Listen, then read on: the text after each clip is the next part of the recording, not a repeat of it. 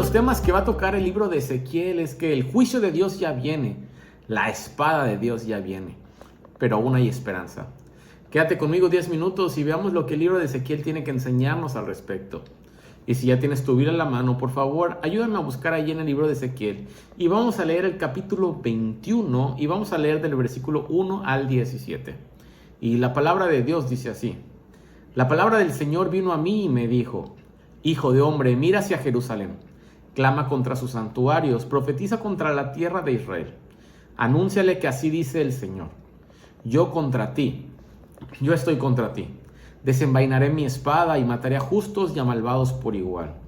Puesto que he de exterminar de ti tanto al justo como al malvado, mi espada saldrá contra todos, desde el sur hasta el norte. Así todos sabrán que yo, el Señor, he desenvainado la espada y no volveré a envainarla. Y tú, hijo de hombre, con el corazón quebrantado y delante de ellos, llora con amargura. Cuando te pregunten por qué lloras así, diles que es por la noticia de lo que va a suceder. Esta noticia hará que todos los corazones desfallezcan y todas las manos caigan, que todos los ánimos decaigan y todas las rodillas tiemblen. Ya está por llegar. Ya es una realidad. Yo, el Señor y Dios, lo afirmo. La palabra del Señor vino a mí y me dijo: Hijo de hombre, profetiza y proclama que así dice el Señor. La espada, afilada y pulida, afilada para masacrar y pulida para fulgurar. ¿Hemos de alegrarnos cuando el cetro de mi hijo menosprecia toda vara? La espada está lista para ser pulida y ser empuñada, afilada y pulida, para las manos del asesino. Grita y gime, hijo de hombre, que la espada se perfila contra mi pueblo y contra todos los príncipes de Israel. Han sido arrojados contra la espada, lo mismo que mi pueblo. Por tanto, golpéate el pecho. La prueba viene, y ¿qué bastón de autoridad deja de ser? El Señor y Dios afirma. Hijo de hombre, profetiza, golpea una mano contra la otra, que la espada hiera 2 y hasta 3 veces. Que la espada de la muerte que a todos mantiene amenazados, para que el corazón desfallezca y aumente el número de víctimas. Ya he colocado en las puertas una espada asesina, es la espada bruñida para centellar y afilada para matar. Hiera a la derecha y a la izquierda. Donde quiera que gire la espada, también yo golpearé mano contra mano y aplacaré mi furor. Yo, el Señor, lo he dicho. Sabes, es muy interesante esta escena que acabamos de ver, porque imagínate que alguien te esté diciendo: prepárate porque lo que viene es inevitable, no puedes escapar, prepárate.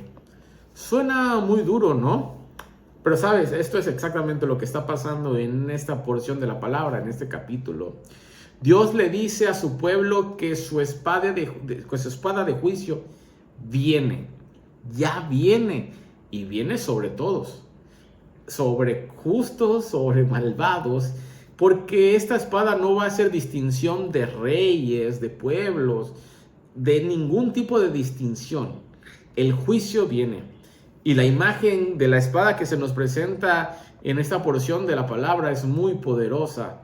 Es corta, no perdona, no se detiene esta espada. Pero sabes, detrás de esta visión que Dios le permite ver a Ezequiel, sí hay un poco de temor, pero no nada más está esta visión de temor o de miedo. Hay un propósito más grande y más profundo en estas palabras de Ezequiel.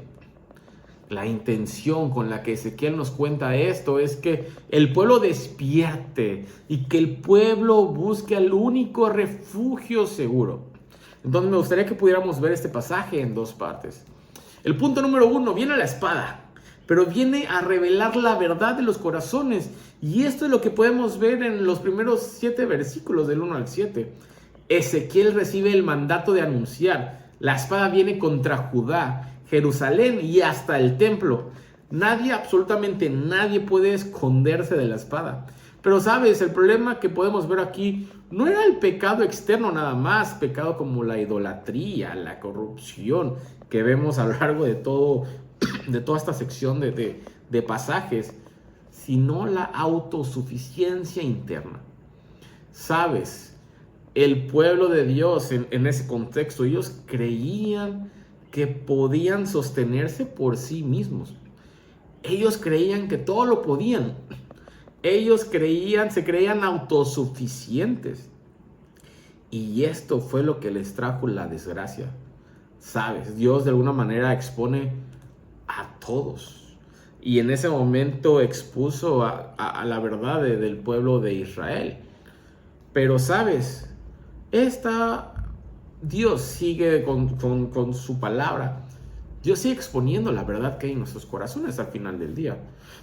Porque sabes, al final del día, tal vez no sean los pecados parecidos a lo que se cometía el pueblo de Israel con idolatría. Pero tú y yo seguimos siendo tan idólatras también. Y la palabra de Dios nos expone. Sabes, la espada representa el juicio de Dios en ese tiempo contra el pueblo de Israel. Pero, sabes, también cualquier crisis o la misma palabra va a desnudar nuestro corazón y desnuda quiénes somos nosotros. Pablo más adelante va a decir que la palabra de Dios es una espada de dos filos también. Entonces, sabes, al final del día, el juicio de Dios va a revelar lo que hay en nuestro corazón. Porque, bueno, en la palabra aquí dice que la espada va a revelar lo que hay en el corazón de Israel. Y al final de los días, el juicio también va a revelar quiénes somos nosotros. Pero aún está la palabra de Dios. Pero aún hay esperanza. Aquí la pregunta que yo te haría el día de hoy es, el pueblo de Israel confió en sí mismo, confió en su autoseguridad, que confió en su autosuficiencia. ¿Tú en qué confías el día de hoy? ¿Confías en quién eres tú? ¿Dónde buscas tu seguridad? ¿En tus logros, en tus propias fuerzas, en tu conocimiento? Sabes, cuando venga la espada de Dios, todo eso se va a caer. Al final del día, nuestro único refugio es el Señor Jesucristo. Al final del día, nosotros somos confrontados también. No necesitamos esperar hasta el día del juicio para ser confrontados. La misma palabra de Dios te confronta. La misma palabra de Dios va a venir y va a desnudar toda la verdad de lo que somos y de lo que hay en nuestro corazón. Y el punto número 2 es que la espada trae esperanza porque nos va a apuntar al único refugio que es seguro.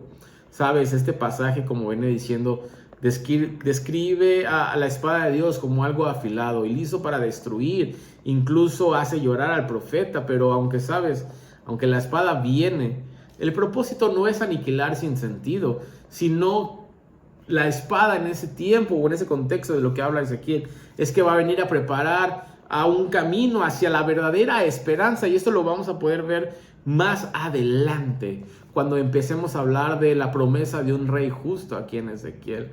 Porque sabes, al final del día el juicio no es el final, y los profetas no anunciaban juicio solamente para querer aniquilar al pueblo de Dios, sino para que ellos pudieran despertar y pudieran buscar a Dios mismo. Sabes, probablemente tú y yo nos sentimos fracasados el día de hoy, con culpa o con incertidumbre. Yo no sé si te ha pasado, pero cuando lees la palabra de Dios, ¿has sentido que te confronta? ¿Has sentido que es como una espada que penetra hasta lo más profundo del corazón? ¿Te has sentido de esa manera cuando lees la palabra de Dios? Sabes, al final del día, esta es el punto de la palabra que nos confronta y nos hace darnos cuenta que nosotros no podemos y que tú y yo necesitamos un Salvador, que tú y yo necesitamos a Cristo Jesús, porque sabes, Él fue traspasado ya por una lanza, por una espada romana, y sabes, esto fue en la cruz cuando Él pagó nuestros pecados. Cristo sufrió en la cruz lo que tú y yo merecíamos. Es por eso que tú y yo necesitamos a Cristo Jesús, porque al final del día la ira de Dios cayó sobre Jesús, sobre su Hijo. Pero sabes, eso tuvo un propósito, que tú y yo pudiéramos tener un acceso al Padre. El único camino hacia el Padre es Jesús. Entonces, al final del día, Cristo fue atravesado por una espada, por una lanza, para que tú y yo pudiéramos tener una comunión con el Padre. Entonces, algo que nos deja este libro de Ezequiel es que la espada de Dios viene. Pero en primer lugar va a venir a revelar lo que hay en tu corazón. Y la palabra de Dios, como dice Pablo, es una espada de dos filos. Y esto va a venir a revelar lo que hay en tu corazón.